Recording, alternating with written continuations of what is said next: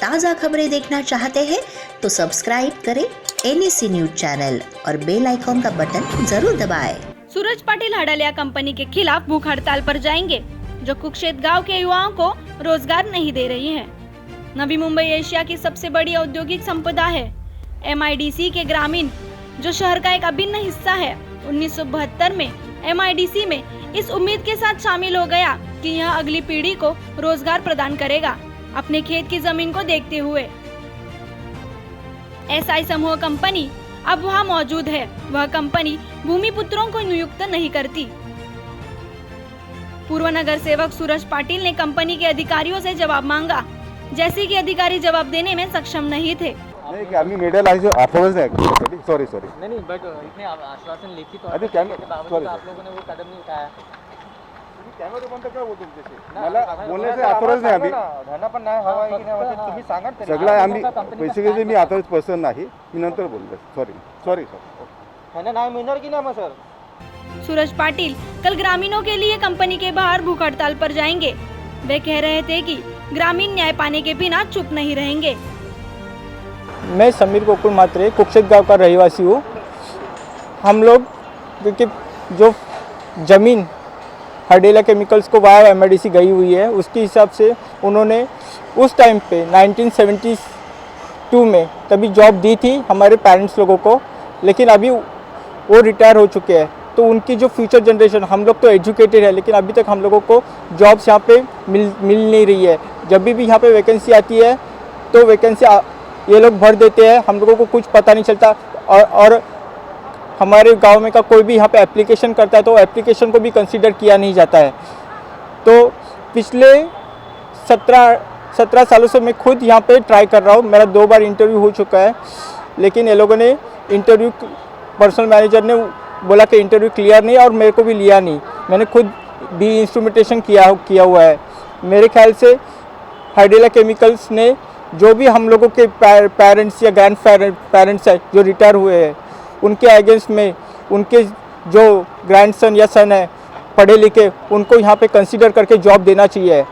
बस मैं इतना ही कहना चाहता हूँ।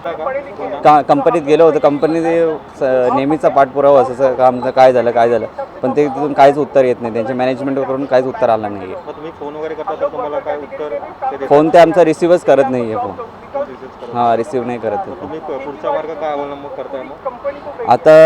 आता दादानी जे सांगितले, दादाच्या मार्गदर्शनाखाली आम्ही उपोषणाचंच आता हे करूया। उपोषणानंतर पण तुम्हाला न्याय नाही भेटला तर तुम्ही काय करा? पुढचा पाऊल काय असेल तुमचं? आंदोलनाचाच उपाय आमच्याकडे, दुसरा काय करू शकते? मेरा नाम सनी तांडेल है। हमारा गांव यहाँ पे एक कंपनी है ना, वहाँ पे हमारा पहला गांव था। तो हमको यहाँ से कंपनी का केमिकल के वजह से हम लोग को यहाँ से स्थलांतरित करके नेरुल में जगह दिया कंपनी ने। तो पहले हमारे डैडी लोग यहाँ पे काम करते थे, फिर अभी वो रिटायर हो चुके हैं। तो जो उनके वारस है, उनके लड़के, तो बेरोजगार है, पढ़े हैं लेकिन बेरोजगार है, उनको जॉब्स मिल रहे नहीं। तो कंपनी को हम निवेदन किया बार, तो भी हम लोग को जॉब्स दिए नहीं। यहाँ पे वैकेंसी है लेकिन जॉब दिया नहीं यहाँ पे। तो ग्रामस्थों का एक निवेदन है, क्या सब जो बच्चे हैं तो उनको ज़्यादा से ज़्यादा संख्या में जॉब्स देना मांगता है कंपनी, क्योंकि हमारी जगह थी तो हम लोग को जितना जगह था उतना उसका हिस्सा कम दिया है। ज़मीन 1% जगह है तो उसमें से 25% ही जगह दिया है, मतलब 100% में से 25% ही जगह दिया है। तो हम लोग को उधर उतना जगह मिला नहीं काफ़ी। तो हम लोग अभी कंपनी से ये निवेदन कर रहे हैं कि हम लोग को ज़्यादा से ज़्यादा यहाँ पे जॉब्स दें। SI ग्रुप हड़ेलिया 1972 से ये कंपनी यहाँ पे MIDC ने जो लैंड एक्वायर की तब से वहाँ पे इस्टेब्लिश हुई है। कल ही उनका वर्धापन दिन यहाँ पे हुआ 18 फरवरी। ये कंपनी को इतने साल हुए, हमने लैंड दी इनको, शेतकरी थे हम, यहाँ से हट गए। इन्होंने तब भी आश्वासन दिया था आज तक वो आश्वासन कंप्लीट करते करते कंपनी हमें बाहर ही रखी हुई है। हमने ना सिर्फ खेत ज़मीन दी और हमारा पूरा गांव भी इनके वजह से शिफ्ट किया गया। तो नए गांव में मंदिर जैसी प्रश्न है या फिर अलग रिस्पॉन्सिबिलिटी है, कंपनी ने कभी अपनी रिस्पॉन्सिबिलिटी वहाँ पे नहीं निभाई है। जो हमारे बेरोज़गार युवक है जिनके पास डिग्री है, जो यहाँ रिक्वायरमेंट है, भर्ती होती है और हमारे युवकों को नहीं लिया जाता, तो ये लड़ा हम बार बार उनके गेट तक आए हैं। 2016 में लिखित आश्वासन दिए, 2018 में उन्होंने एग्री किया कि लेना चाहिए, हमारी गलती है, बट अभी तक उन्होंने कुछ लिया नहीं है। तो हम इसी मांग के लिए यहाँ पे धरना आंदोलन करने बैठे कि ये पूरा न्याय हमें मिलना चाहिए, हमारे पास अधिकार है, हक है, जो है वो आप देने चाहिए, तो हमारे बेरोज़गार युवकों को न्याय मिलेगा। इसीलिए हम यहाँ पे उपोषण पे बैठे हुए हैं। मैनेजमेंट हमारा जो सेक्रीफाइस जो हमने किया है उसको मायने नहीं रख रही है। एक गांव छोड़ना, बाप दादाओं की ज़मीन छोड़ना, खेती बाड़ी छोड़ना, ये अभी तक उनके जहन में नहीं आया कि इतना सेक्रीफाइस करने के बाद ये गांव की अहमियत क्या है। कभी कभी किसी के कान में आहिस्ता बोलने से नहीं सुनाई देता है, उसको चिल्ला के बोल के सुना देने का आदत होती है। शायद ये मैनेजमेंट को चिल्ला के बोलने की अभी ज़रूरत है। तो आज ये हमारी आवाज़ आपके माध्यम से वो मैनेजमेंट के कान तक पहुंचेगी और जो लिखित दिया है उनका ही लिखित हुआ है, उसके ऊपर वो इम्प्लीमेंट करेंगे।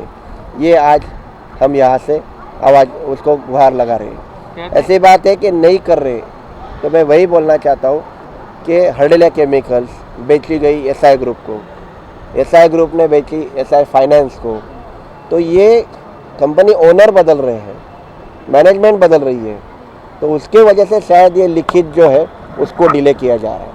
तो अभी जो नई मैनेजमेंट बैठी है उनको हमने वही पुराना कॉरेस्पॉन्डेंस दिखाया है, गांव वही है, ज़मीन वही है, फैक्ट्री वही है। अगर आप नए हो तो हमारा उसमें दोष क्या है? हमारा तो हक है, वो आप देने ही चाहिए। तो यही कारण है जो इम्प्लीमेंट नहीं हो रही है, और ये इम्प्लीमेंट कराने के लिए हमने जो लगातार मीटिंग्स की उसमें उन्होंने जो नकारा है, उस नकारने के बाद हमने ये आखिरी ये उपोषण का निर्णय लिया कि यहाँ से गेट पे बैठ के उनकी परीक्षा जितना लेना है हमारे परीक्षा उतना लेने दो, पर हमारा न्याय अधिकार ले बिना हम यहाँ से हटेंगे नहीं। ये भी आज उनको हमने इतला की है। कहते हैं उपोषण के जरिए निश्चित तौर पे न्यायिक हम न्यायालय का सम्मान करके ही चलने वाले लोग हैं। लोकशाही के माध्यम से 10 साल कॉर्पोरेट रू, लोकशाही के माध्यम से ही आज ये लड़ा उभा किया है। तो निश्चित तौर पे कंपनी के बारे में जो हमारे डॉक्यूमेंट्स है वो ग्रीवेंस बहुत बड़ा है। हमारे पास जो डॉक्यूमेंट्स है उसकी वैल्यू बहुत बड़ी है। न्यायालय में हम निश्चित तौर पे साइमल्टेनियसली उपोषण के साथ वो भी लड़ेंगे, क्योंकि हमारी लैंड 25 साल हो गए इन्होंने एक्वायर करके, आज भी ओपन पड़ी है। आज वहाँ पे कोई प्रोजेक्ट इन्होंने खड़ा नहीं किया है, MIDC सोई हुई है। लैंड अगर इनको डेवलपमेंट ये दी हुई है फैक्ट्री के लिए, तो आज तक ओपन क्यों रखी है? तो वहाँ पे फैक्ट्री खड़ी करनी चाहिए थी। फैक्ट्री खड़ी करती थी तो शासन को वहाँ पे कुछ इनकम सोर्स चालू हो जाता था टैक्सेस के माध्यम से। यहाँ बेरोजगार को नौकरी मिलती थी। महाराष्ट्र शासन का GR है कि स्थानिकों को नौकरी में प्राधान्य दिया जाए, पर ये उसको भी फॉलो नहीं कर रहे। तो निश्चित तौर पे न्यायालय का दरवाज़ा खटकाने के लिए हम तो जाएंगे ही जाएंगे, पर यहाँ पे उपोषण का आंदोलन भी साइमल्टेनियसली जारी रहेगा। कैमरामैन नितिन के साथ युवराज आहिरेकर, NSC न्यूज़। ताज़ा खबरें देखना चाहते हैं तो सब्सक्राइब करें NSC न्यूज़ चैनल और बेल आइकॉन का बटन जरूर दबाएं।